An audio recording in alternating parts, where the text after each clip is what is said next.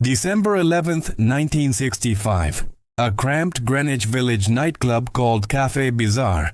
On stage, four musicians in dark clothing assault the small crowd with a wall of distorted sound. The lead singer delivers deadpan vocals about waiting for a drug dealer. The audience, expecting folk music, begins walking out. The club owner fires them after 1 week. That same night, in the audience, sits filmmaker Barbara Rubin. She knows someone who might appreciate what she's just witnessed. Within days, she introduces the band to the most famous visual artist in America, Andy Warhol. In mid-December 1965, with Lou Reed, John Cale, Sterling Morrison, and Moe Tucker established as the classic lineup, the Velvet Underground had just started making money. They were playing high school dances in New Jersey, barely scraping by. When the Velvet Underground joined Andy Warhol, he was 36, wealthy, and the successful driving force behind a devout cult of artistic collaborators. Reed was 23, confident, and as ambitious as his mentor. But Warhol had one demand. He insisted they add a singer named Nico, a tall, blonde German model with a haunting voice and connections to European cinema. Knowing that Nico was looking to continue her singing career, Warhol asked that Lou Reed write music for her to perform with them, which became part of the agreement the band had with Andy Warhol. The band resented the intrusion. During early rehearsals, they would deliberately pull out her microphone or blast her voice away with guitar noise. Nico once said that Lou Reed never liked her because of what her people had done to his people, a reference to the Holocaust that hung unspoken in the air. Yet something unexpected happened when they began performing together. Her icy vocals against their volcanic sound created a tension that was electric. The Velvet Underground and Nico wasn't just a band name anymore. It was a warning. Andy Warhol's factory wasn't a recording studio. It was a silver-foiled fever dream on East 47th Street. Drag queens, socialites, artists, and amphetamine users moved through its rooms like characters in a film without a script. Warhol provided the band with rehearsal space, money for equipment, and the prestige that went along with being part of the Warhol Circle. In exchange, the Warhol organization was to reap 25% of all the band's earnings. Lou Reed had come from Long Island by way of Syracuse University, where he'd studied poetry under Delmore Schwartz. Reed was the son of an accountant and had received electroshock therapy as a teenager in an attempt to cure his homosexuality. He channeled that pain into poetry that cut like glass. John Cale was classically trained, a Welsh prodigy who'd studied at London's Goldsmith College before arriving in New York on a Leonard Bernstein scholarship.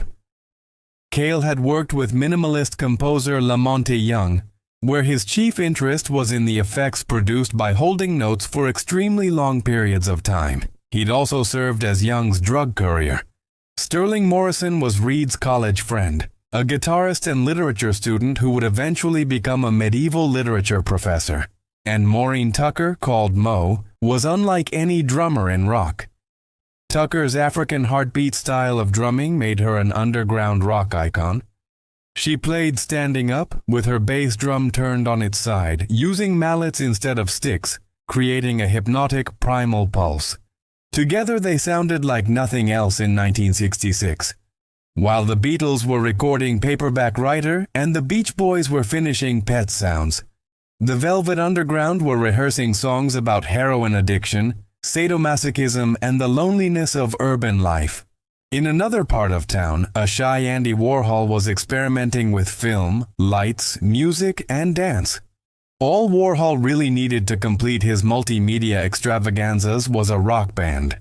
The Velvet Underground fit perfectly. In April 1966, Warhol rented a space above a Polish bar called the Dom on St. Mark's Place. Starting April 1st under the title Erupting Plastic Inevitable, renamed Exploding Plastic Inevitable within the week, the event took place nearly every night that month, running from 9 p.m. until 2 a.m. It wasn't a concert. It was sensory assault. Multiple film projectors threw images onto the walls and the band members themselves. Strobe lights flickered. Warhol added the strikingly beautiful Nico as a visual and sonic contrast to the chaos. She'd sing the soft ballads in a Marlene Dietrich monotone, while behind her the Velvet's volcanic rumble always threatened to erupt. Gerard Malanga and Mary Woronov performed S&M-themed dances with whips. One night, Warhol spotted a young man making a ballet leap across the dance floor. Eric Emerson, whose image would later cause catastrophic problems for the album's release. The West Coast had flower power. New York had this: leather, whips, strobe lights, and songs about scoring heroin on Lexington Avenue. Reed spoke frankly about violent sex at a time when peace and free love were the popular slogans, about the horrors of heroin addiction to a generation which equated drugs with freedom. Critics were horrified. When the show traveled to San Francisco, rock impresario Bill Graham called them disgusting germs from New York. The hippies wanted nothing to do with their darkness. But during those exploding plastic inevitable performances, the Velvet Underground would finally record the songs that would change music forever.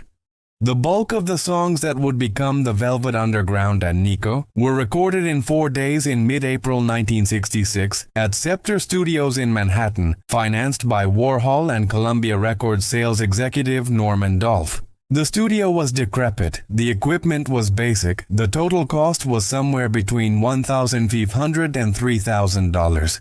Andy Warhol is the only formally credited producer on the album, though he had little influence beyond paying for the recording sessions.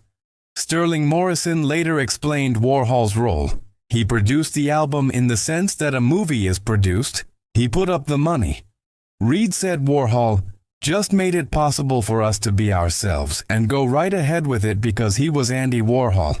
He was this umbrella that absorbed all the attacks when we weren't large enough to be attacked. The actual technical work fell to others.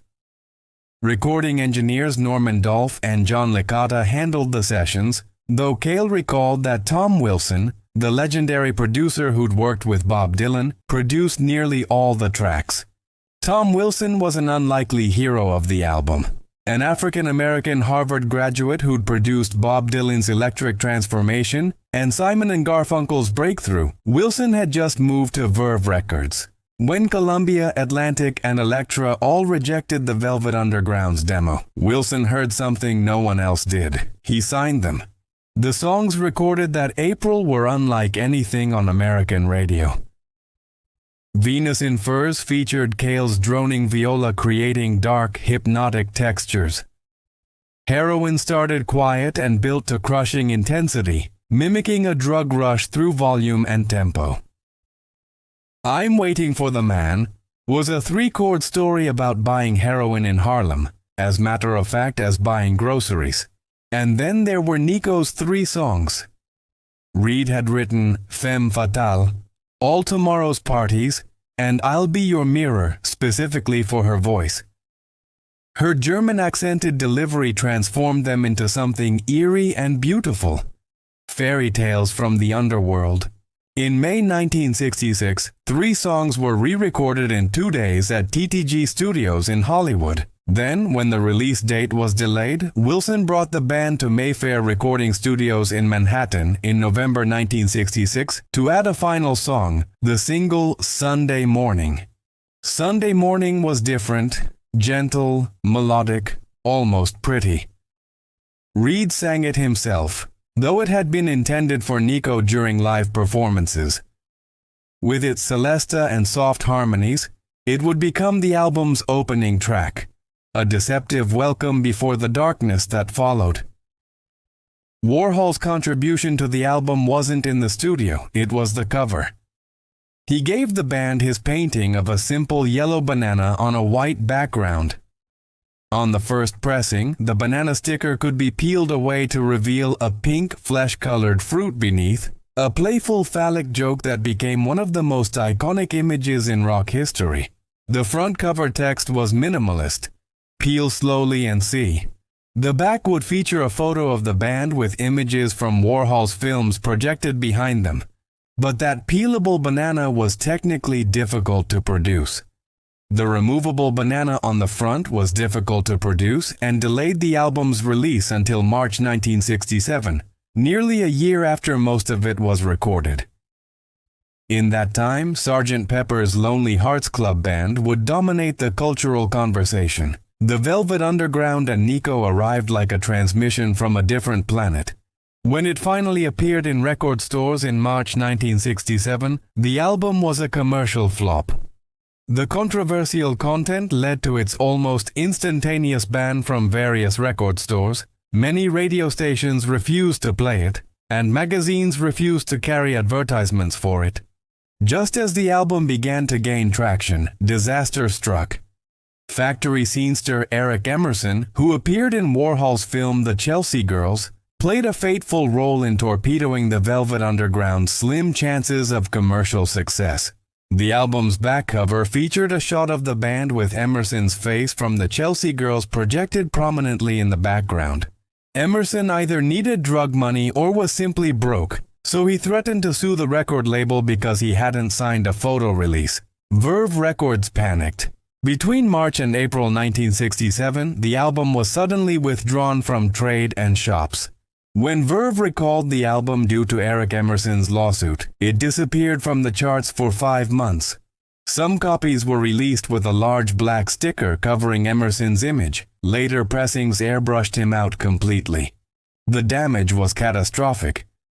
The album first entered the Billboard charts on May 13, 1967, at number 1999. Peaked at number 171 on December 16, 1967, and finally left the charts on January 6, 1968, at number 193. Today, those lawsuit sticker pressings are collector's items worth thousands of dollars. The press was brutal. A reviewer from Asbury Park Evening Press found the music as lifeless and inanimate as the discarded banana peel, touching every cliché in the rock and roll spectrum while missing the genuine fun that good big beat renderings can offer. The Pensacola News-Journal called it one big savage sound with lyrics equally frenzied, saying it sounded like the merger of Dracula and some of the long-haired wailers of today. The timing couldn't have been worse. The Summer of Love was weeks away. The San Francisco Sound, Jefferson Airplane, The Grateful Dead, psychedelic optimism was what America wanted. The Velvet Underground offered something else entirely. Urban decay, sexual ambiguity, and unflinching honesty about addiction. Even within Warhol's circle, tensions were rising. Frustrated by the album's year-long delay and unsuccessful release, Reed's relationship with Warhol grew tense. Reed fired Warhol as manager in favor of Steve Sesnick. Nico was forced out of the group, though she'd later release acclaimed solo albums including Chelsea Girl, produced partly by Tom Wilson and featuring songs written by Reed, Cale, and Morrison. The band that had created the album was already fracturing. For the next 5 years, the Velvet Underground and Nico sold poorly. According to a 1970 Sterling Morrison interview, the album had sold approximately 58,576 copies by February 1969, though Brian Eno's famous quote would reference a lower figure.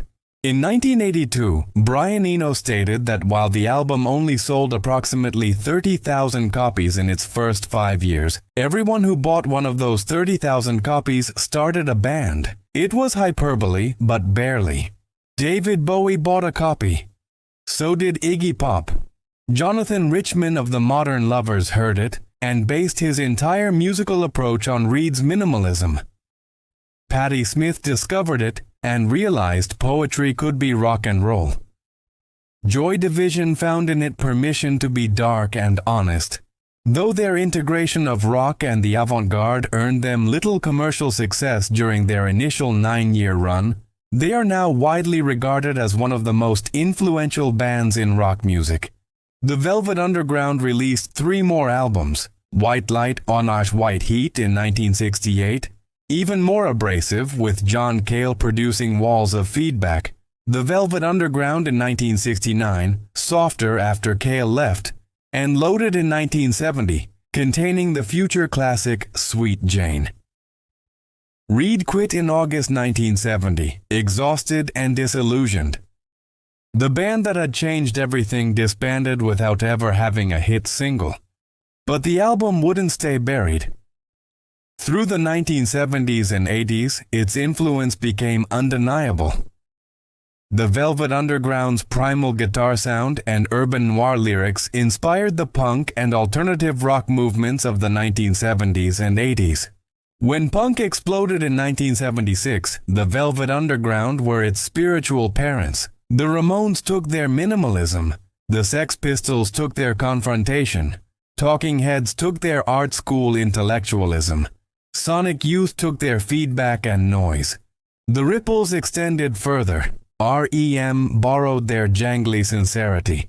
The Jesus and Mary Chain fused pop melodies with walls of distortion. Nirvana used their soft, loud dynamics. Even hip-hop producers sampled their songs. In 1990, Reed and Cale reunited to create Songs for Drella, a tribute to Warhol, who died in 1987. The song cycle focused on Warhol's interpersonal relations and experiences, addressing events in their chronological order. It led to a full Velvet Underground reunion in 1993, Reed, Cale, Morrison, and Tucker performing together for European audiences who'd grown up worshipping the album they'd once ignored. In 2003, Rolling Stone placed the Velvet Underground and Nico at number 13 on their list of the 500 greatest albums of all time, dubbing it the most prophetic rock album ever made. In 2006, the album was added to the Library of Congress's National Recording Registry. In 1996, the band was inducted into the Rock and Roll Hall of Fame. In Czechoslovakia, dissidents named their resistance movement after the band, the Velvet Revolution that overthrew communism in 1989. Václav Havel, who became president, credited the album with inspiring him. An album that sold 30,000 copies had helped topple a government. Lou Reed died on October 27, 2013, at age 71. By then, he'd become a legend, not just for the Velvet Underground, but for solo albums like Transformer and Berlin. John Cale continued as a producer and solo artist, working with everyone from Patti Smith to Susie and the Banshees. Sterling Morrison died in 1995. Mo Tucker raised a family and made occasional records. Nico died in 1988 after years of acclaimed solo work.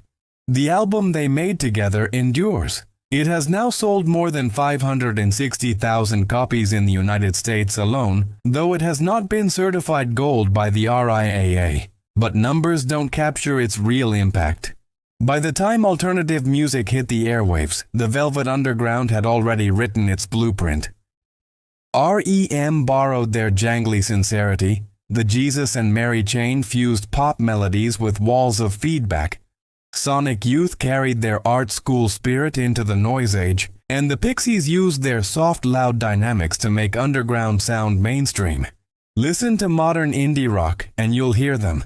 Listen to noise music, art rock, post-punk. They're all there. The Velvet Underground proved you didn't need commercial success to change everything. You just needed to be uncompromisingly yourself.